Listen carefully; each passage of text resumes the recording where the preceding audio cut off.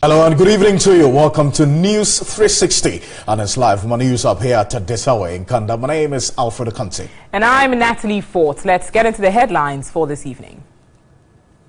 News 360 headlines is brought to you by Energy Minister asks protesting ECG workers to resign if they are paid their redundancy packages.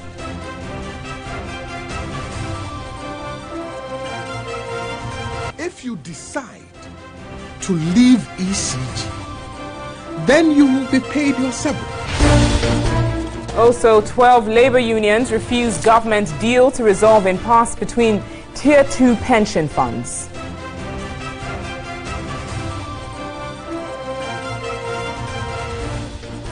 Authorities of Prempeh College in Kumasi promote all 51 repeated students following GES directive.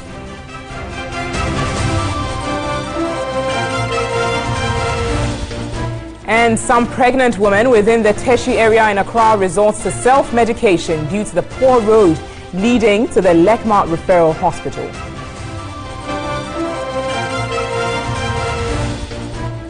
We'll also tell you why the Veterinary Services Department is working at stopping stray dogs from giving birth.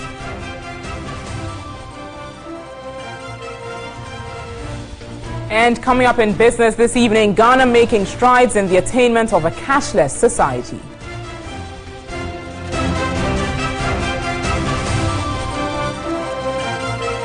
And on international front, Cameroon forcibly returns 100,000 Nigerian refugees.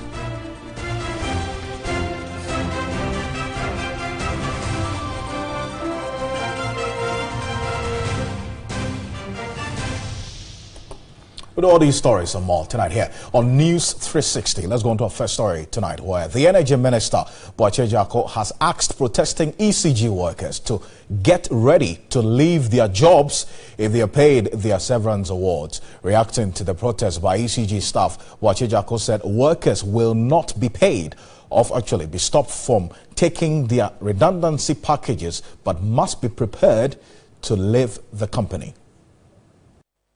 The privatization of ECG has attracted a lot of commentary. Staff of ECG yesterday picketed asking that their severance awards should be paid before the new company takes over. The government must listen to us now that all severances of ECG workforce should be paid now. This is what the Energy Minister said is possible, but the workers must be prepared to leave the company after receiving their packages. As for that one, Adabraka, if you decide to leave ECG, then you will be paid your severance. But you should not have the expectation or guarantee that the new company will take you on. You have made a decision to sever your relations with ECG, and it should not put you in the faithful expectation that going forward you have a job with. So it is open.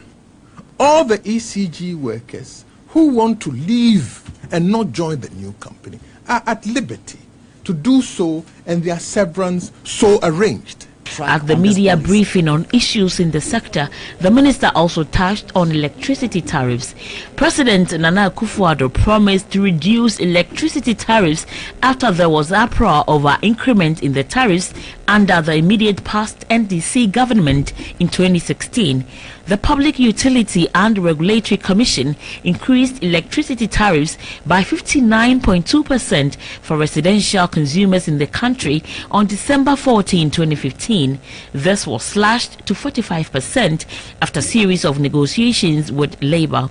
The Energy Minister was optimistic this could be better following the sound measures being implemented. He said Ghana has now moved on from the interruptible phase which recorded power cuts. I believe that we've largely succeeded in stabilizing the supply of power.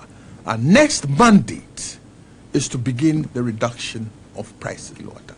So we have to find a way of reducing the cost of production, and we are working on it, and we are getting a lot of cooperation in so doing. So we believe that through this budget to the end of the year, we should be able to start bringing prices down. According to the minister, restructuring at the Volta River Authority was necessary to improve efficiency and profitability.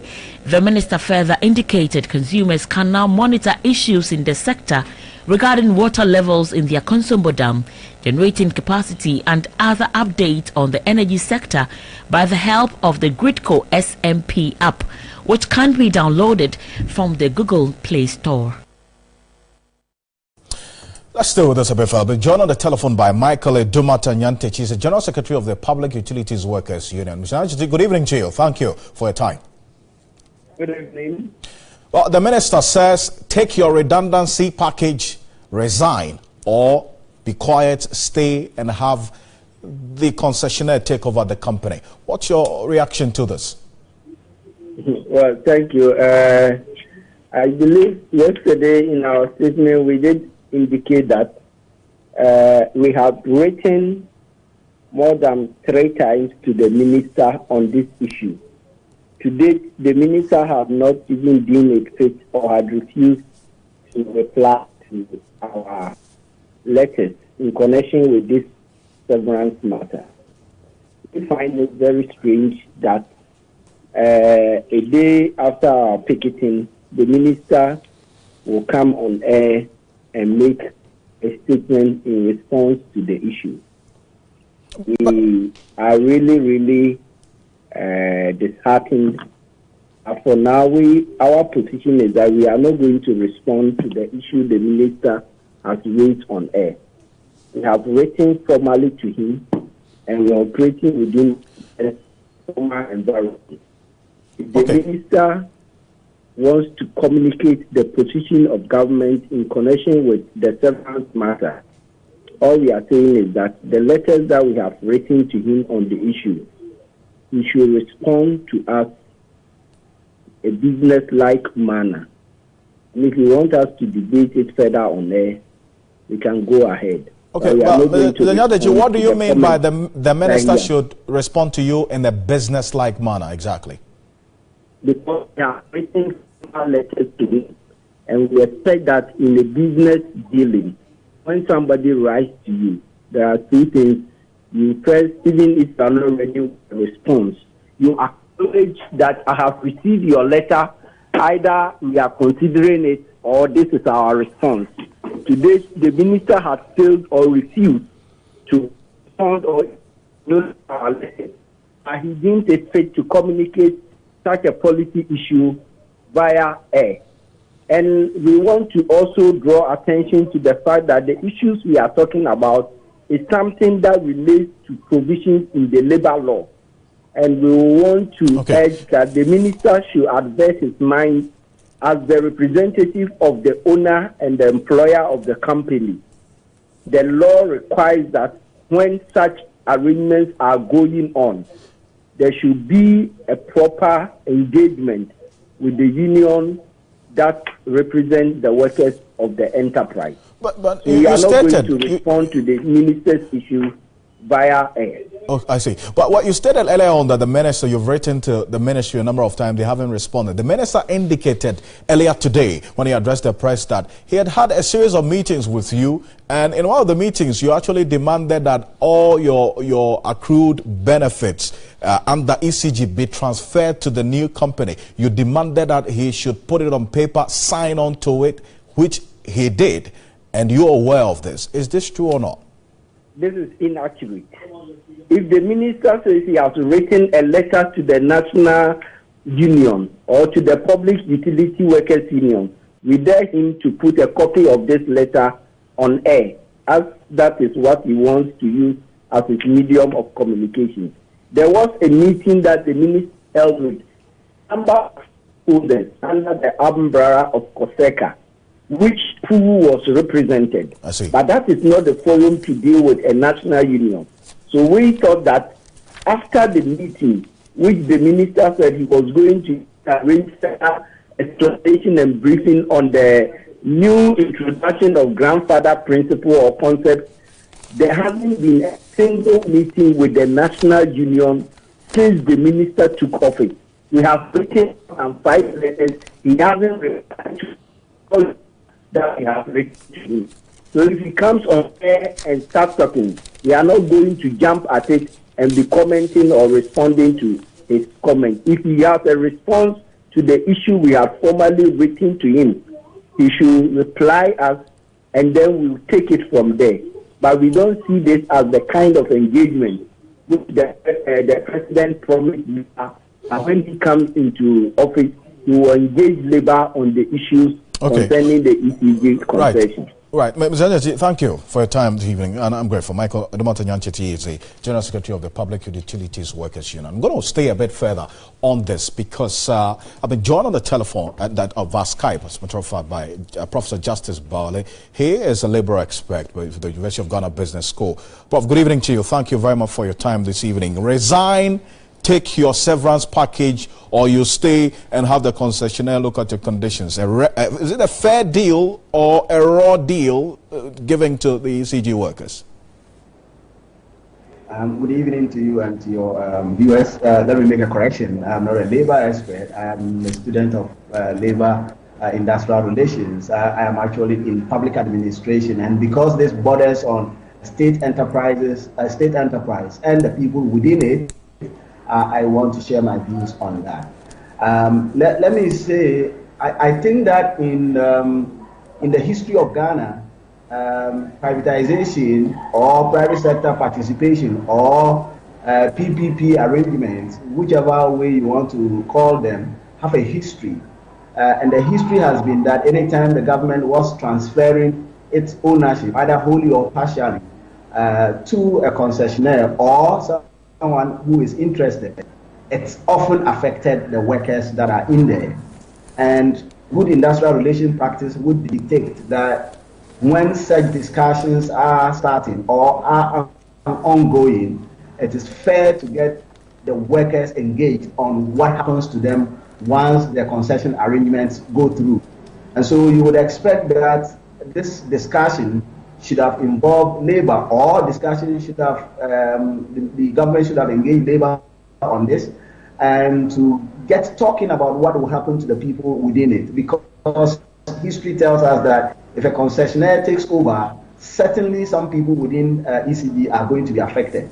And from a strategic point of the labor union, I think it is fair for them to begin to engage government on this. Now, the argument is that the concessionaire hasn't taken over as yet, and the conditions of these workers have not been either affected by the concessionaire's takeover decision. Are they not coming out too early to make such demands, in your view? Well, if you look at the labor law, and as quoted by your other previous speaker, the law says that once discussions start, not later than 3 months into the takeover or related issues, the government will need to engage the workers' union in discussions on how issues will be. And of course, as I was going to say, from a strategic point of view, it will be extremely lame for the labor unions to sit and wait until all of this is finished before they begin to negotiate. If that happens, they will negotiate from a very weak position.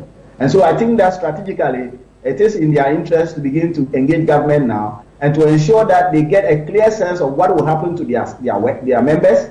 And if members are going to be taken off, then they get to understand exactly what the benefits will be.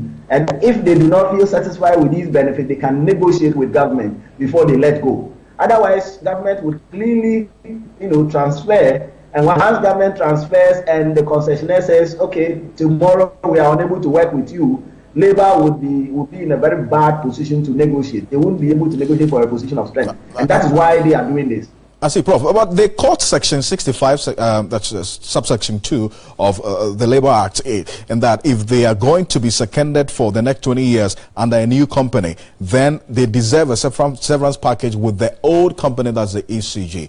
Is that a true interpretation and application of the law as stipulated in the Act? Well, I think that a lot of times these would also look at some of the collective bargaining arrangement that exist at the individual organizational levels. And so the law would have provided some things, and because I'm not a lawyer, I do not want to arrogate to myself the expertise of interpreting exactly what the law means. But it is the case that some people will get affected. It is the case that even those that have worked with a particular company, if the company is ceasing to exist in its current form, then it has to be discussed whether or not the concessionaire is taking over and will take over all of the benefits that would have accrued to the people before they take over, or they are going to be beginning to assume a new structure and say that we have or we owe you only from when we took over. Right. And if they are going to owe the workers only from when they took over, then certainly ECG would have to deal with the issues as they accrued before the concessionaire takes over. And I think that it will be fair to the workers so we don't get some dislocations in electricity generation and supply and distribution. So this is done in a very harmonious way. I just want to say that I think the minister should open up and discuss with the workers. I think sometimes his posture in relation to the people who work with ECG and related. Great. Prof, thank you very much for your time this evening. I'm very grateful. Professor Justice Barley is with the University of Ghana Business School, specifically in public administration. Now, members of the 12 labor unions say government cannot force them to accept the floating of bonds to offset their 18 months arrears under the second-tier pension scheme. The chairman of the forum, Isaac Bampo Adjo, says government has within 2 days to produce a concrete roadmap for the payment of the amount or risk a nationwide strike by Friday. 2 weeks ago, leadership of the forum issued a statement to begin a nationwide strike by September 29 if government fails to pay their 18 months arrears. The arrears were accumulated under the second-tier pension scheme from 2010 to August 2016. Despite the National Pensions Regulatory Authority transferring more than 500 million cedis from their pension fund account, the forum says the amount has not reached its fund managers. It again indicated that although more than 2 million cedis interest has been accrued on the amount at the Temporary Pensions Fund account, TPFA, it has also not hit the account of the fund managers. This has compelled government through the Ministry of Finance to constitute a technical committee to resolve the impasse before the threatened strike on Friday. The committee has been tasked with auditing the Temporary Pension Fund account and discussing with the labor unions to accept bonds to offset their debt. The chairman of the 12 labor unions, Isaac Bampo Adjo, says government cannot force them to accept bonds. Under the Pension Act, it's not a monopoly. There are investment guidelines that must be followed. So even government wants to float bonds, whichever is a decision that has been taken by our fund managers. So nobody can be forced to take on certain securities that, to the best of our knowledge, will not go well for us. That in itself is against the Pension Act. He again indicated the forum will initiate an independent auditing of the TPFA from next week. From what we've been told, that there's some money in the TPFA. Now, whether it's the right amount, it has to be audited. And we also have to check the figures ourselves. We have our own team on standby to do those checks. Let's now turn to education, as authorities of Prempeh College in Kumasi have reversed the decision to repeat 51 students who failed their promotional exams. This follows a directive from the Ghana Education Service to promote all students to Form 2. The affected students failed in at least 5 subjects, leading to their being repeated. Now, management of the school has therefore decided to promote the students on probation and find ways of helping them to catch up. The Ghana Education Service has directed regional heads to visit schools where students are in the same situation and ensure they are promoted to the next class.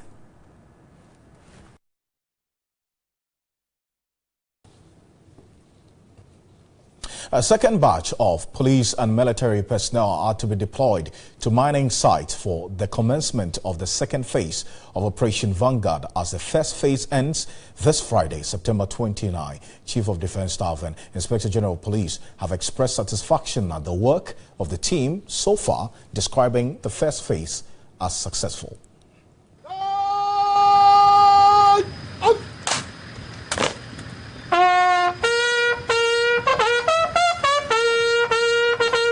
400 personnel from the Ghana Armed Forces and the police service have been camped and trained here at the Bundasi training camp for 2 months.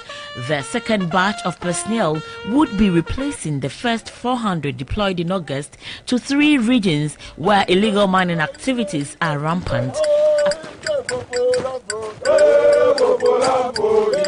As part of preparations towards their deployment, the Chief of Defense Staff, Major General Lubed Aqua, and the Inspector General of Police, David Asantia Pietu, visited the men at camp. This operation is bound to succeed. There is no other way. And we are going to, in fact, expand it to cover other regions. Instructions will be issued accordingly. So have that mindset. We are already on the way to success. The foundation has been laid. You are the next batch. Please follow on the good work done by your predecessors. And when you are also being trained, you can come here and sing your praises. You have to treat the community with a high level of human rights. You have to take due process in your arrest, seizures of equipment, and then detention and subsequent prosecution of offenders.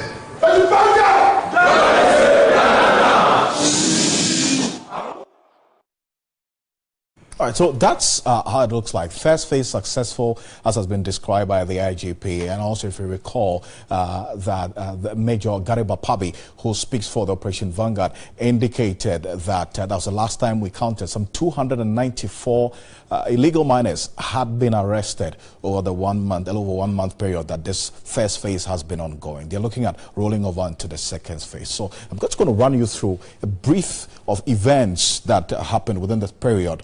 And the routes that this Operation Vanguard, the first phase, took before it's going to be ending in that's on 29th of September. When you see this map, in the Ashanti region they were there, and in the eastern region and part of the western region as well. These were the 3 regions that the first phase centered on. And if you recall, in the eastern region, some 108 illegal miners were arrested, and the western region, some 167 illegal miners were arrested. In the Ashanti region, recall some 87,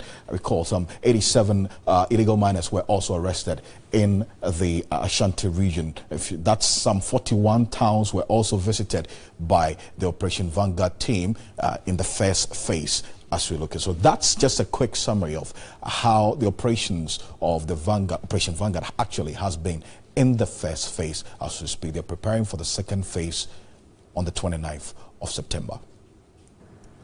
Yes, Alfred, they are, but let's now send into health now, as pregnant women within the Teshie area are refusing attending clinic at the Lekma Hospital due to the poor nature of the Teshie Link Road. Frederick Clarence Williams reports for fear of complications as a result of the bumpy nature of the road, some resorts to self-medication or trek distances to other facilities. The Lejokuku-Krowa Municipal Assembly has some of the finest roads and highways. However, same cannot be said of the Teshie Link Road or the Lekma Road. The road links Teshie to the Spintex Road. This is, however, the state in which it has been left. Motorists exercise extreme caution meandering on the stretch. Construction work began after encroachers were evicted. Work, however, was stopped, leaving portions of the road untarred and in bad shape. The road becomes muddy when it rains, while the shoulders have been washed off by erosion. Passengers and motorists say using the road is uncomfortable. Because of the poor nature of the road, ambulance because of the poor nature of the road, 5 ambulances have been break down, so residents now rely on taxi for emergency cases. Drivers are the worst off. Their vehicles break down frequently. The Lekma Hospital, the referral facility, is located on this stretch, and motorists find it difficult to ply the stretch when there are emergency cases. In 2015, government awarded the road on contract, but work has stalled since October 2016. The Lejokuku-Krowa Municipal Assembly disclosed Construction was halted due to lack of funds. Some residents and road users have threatened to demonstrate if the road is not fixed. Our shocks. Gongolo boy joins Tyros can be fair. In fact, we are now working for people of Abosokai because every week we always go to Abosokai for spare parts.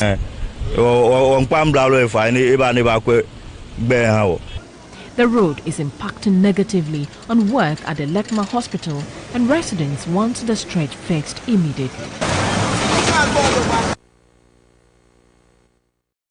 We are still live here on News 360. We are streaming all across the world on 3news.com as well as TV3 Ghana on Facebook. We've got more news for you in a few moments' time. Stay with us.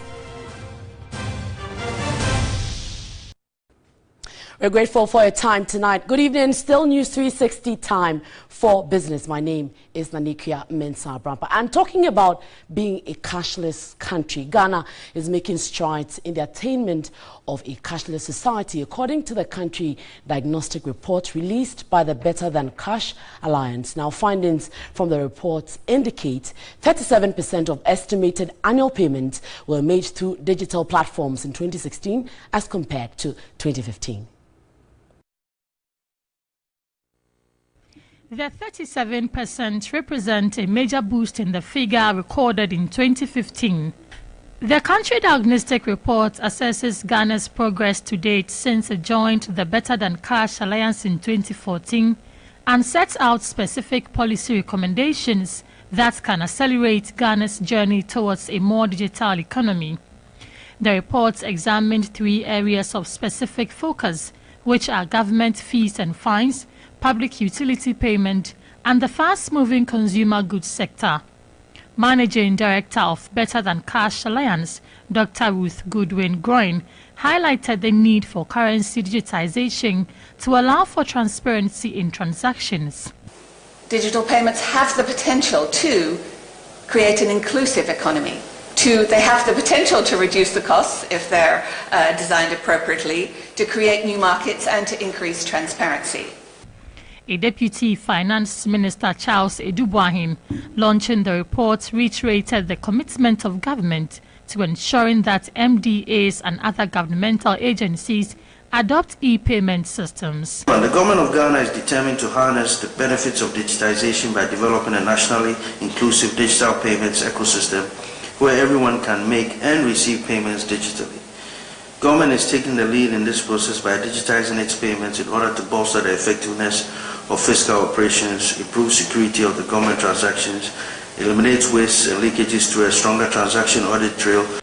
The report recommended, among others, that government expedite processes to roll out a centralized biometric annual ID system to enable payment and other financial use. We're looking at interoperability. We're looking at a national ID system, robust, that can interface with other databases that exist, so that you can actually have holistic information about an individual. When you have the national ID card, it will interface with other databases and give you a good, estimate of who the person is. The program, which was a collaboration between the Better Than Cash Alliance and the Finance Ministry, was on the theme towards a cashless Ghana, building on inclusive digital payments ecosystem. Why? So the growing debate about the minimum capital requirement is still ongoing. Now, a banking consultant has kicked against the central bank's decision not to group banks into different categories with different minimum capital requirements.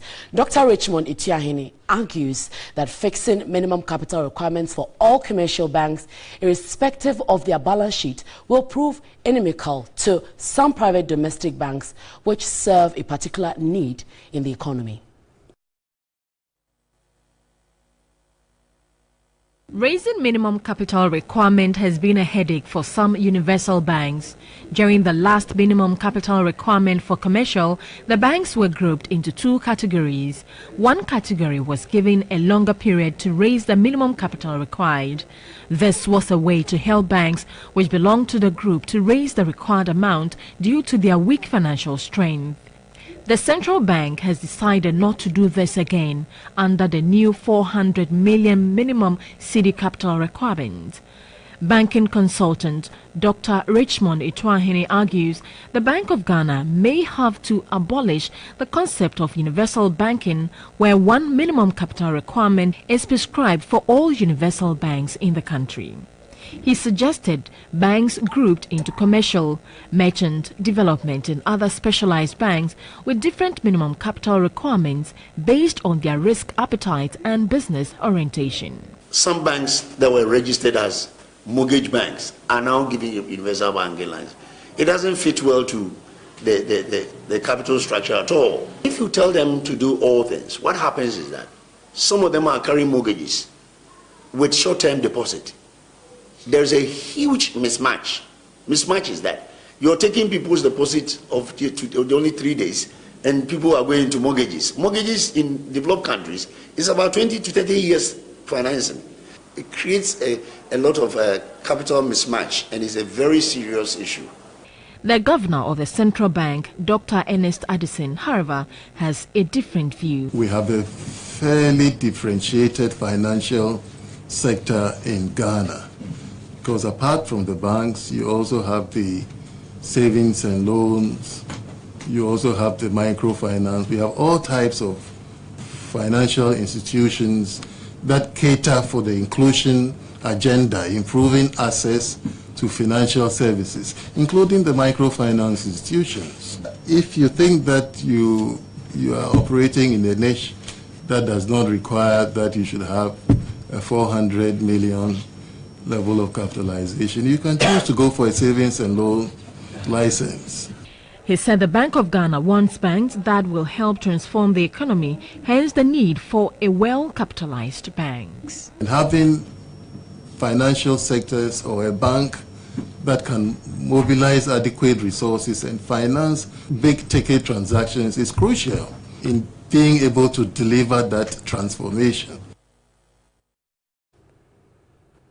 Well, Universal Merchant Bank has opened its Kaswa UMB Center for Business to the public. Now, the aim of the center is to accommodate the vibrant business sector in the Kaswa area and to leverage on its diverse commercial activity.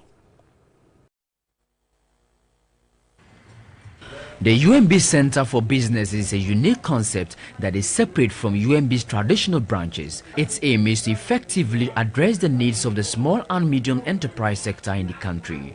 The Kaswa UMB Center for Businesses, which is the third in the country, following the first at Ashtown in Kumasi and the second at Medina in Accra, is positioned to be big on small businesses.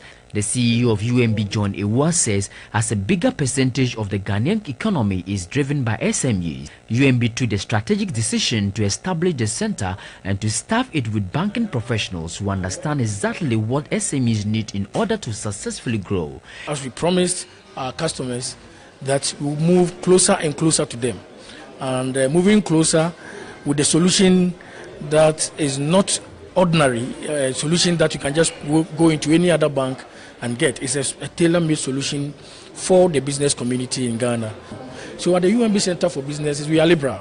We allow the language that you are comfortable with. Our people here, one of the prerequisites for gaining employment here is your ability to speak at least 2 local languages. Because we believe that if you do not understand the business, you cannot get the solution to the customer. The Kaswa UMB Center for Business is located on the Accra Cape Coast Road. Near the Kaswa Old Market, offers services including quick access to loans, speedy transactions, access to dedicated relationship managers and advice and training to improve businesses. Our focus is on financial education.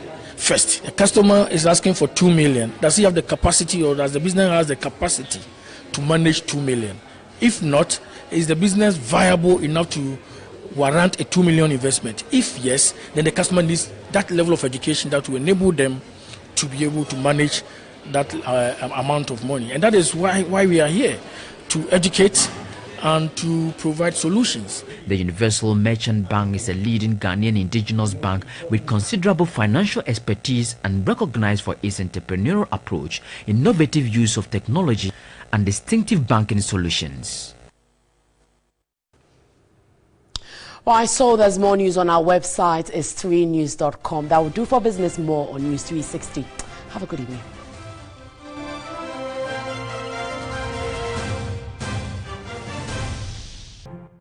Hi, good evening. I know it's Champions League night, but let's start off with some Black Stars football. My name is Teshie Nyan.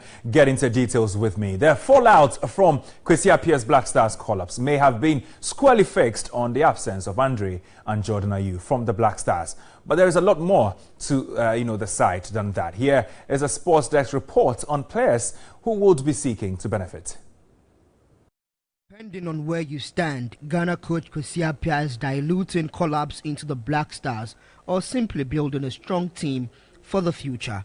Appiah has dropped the Ayew brothers, ignored Mubarak Wakaso and Ajiman Bedu once again, and left Efriye Akwa out despite his starring role for Ghana in the win over Congo in Brazzaville. There are at least 4 new faces in the squad for the must-win game against Uganda. Kasim Nuhu has been rewarded for his consistency with young boys in Switzerland. Kingsley Safo has discovered the Black Stars will serve him better than Sweden. And the Black Stars duo of Vincent Atinga and Isaac Chum have gained promotion. Chum has earned his place after finishing as best player at the 2017 WAFU tournament and is now hoping he can take that form to the main side. I'm very happy. I'm very happy to go there and do what I did, and also to do more than what I did to show Ghanaians. Appiah will drop at least 3 players from the list, but the message from his squad seems pretty clear. 1 or 2 players like Jan may be untouchable, but the axe could still fall anywhere, and if you're good, you will get your chance.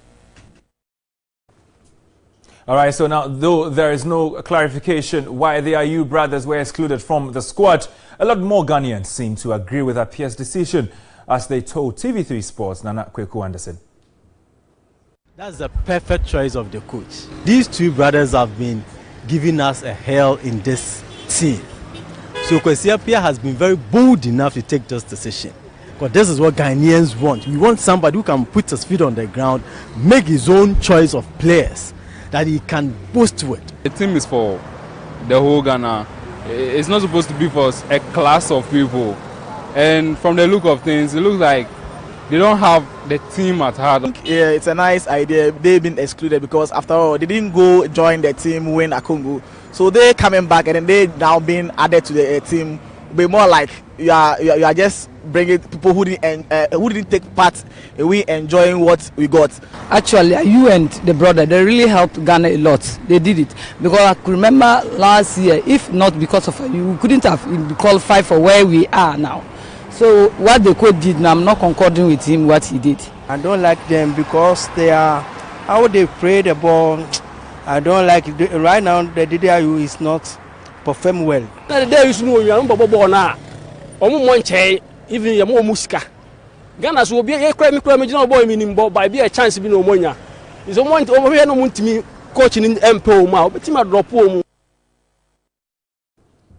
All right, so now still in Ghana football, FIFA have ordered Saudi Arabian side Al Ittihad to pay Ghana midfielder Sule Ali Muntari $5 million being salary arrears, during his aborted stay in the Saudi Pro League. Now, the Ghana midfielder joined the Saudi Arabian club on a 2-year deal in 2015 as a free agent after mutually parting ways with AC Milan. His stay was, however, cut short due to financial difficulties encountered by the club. Muntari petitioned FIFA following Al Ittihad's inability to pay his wages and bonuses during his days at the club. Ittihad Jeddah has only 14 working days to pay the said amount to the midfielder, who is currently a free agent. Sule is clubless now, but is seeking to land a new club in the January transfer window.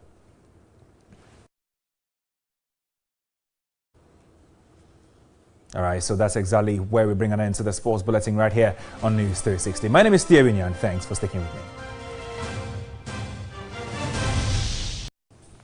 Welcome back to News 360. Now, the Veterinary Services Department is working at stopping stray dogs from giving birth. Now, according to the service, stray dogs are a major cause of rabies infection, and reducing their numbers will boost the fight against the disease. Sarah Paco's report. Ghana recorded 55 deaths in 2016 through the rabies virus last year, as against 34 in 2015. So far, 500 cases have been recorded with 10 deaths. Veterinary experts say the figure shows infections are on the ascendancy. Stray dogs are a major cause of infection. In 2010, Ghana had 1 million dog population. By 2017, the dog population had risen to 1.3 million. A dog can have 12 babies at a go, and this is where the danger is. Ahead of World Rabies Day on September 28, the department is considering the use of contraceptives to reduce infections. Veterinary officials say stray dogs which have high fertility are responsible for increased infections. They carry the disease more because they move from one place to another place. And we are even thinking of introducing dog contraceptives for them. These are ingestible tablets which can be baited in bread, so that once they take it, they are not able to reproduce and multiply in their numbers like the way they have been doing. There's, however, more awareness as the number of private individuals vaccinating their dogs have increased. This is, however, not signs of victory over the virus, as the veterinary services is still battling the disease in the country. One other headache of the veterinary service is inadequate funds to fight infections. The head of veterinary services, Dr. Bashiru Boy Kikimoto, warns of a looming danger if funds are not made available. And normally you make the budget and you put all these things inside, but when it goes to the top, the budget is cut to the extent that even these diseases are neglected. A disease like rabies should have been eradicated long time, but because priorities normally do change, if we concentrate as a state to control animal diseases, I think the country will have a strong state with the people being very healthy. This year's Rabies Day is on the theme Awareness, Zero Human Deaths by 2030. Through marriage vows is till death do us part. The statement is, however, not able to stand the test of time in many celebrity marriages. Also, Oriah explores why marriages involving celebrities are often troubled and how they could be better. Oh, so it was all exciting, reciting the wedding vows. For better, for worse, for richer, for poorer, in sickness and in health, until death do us part.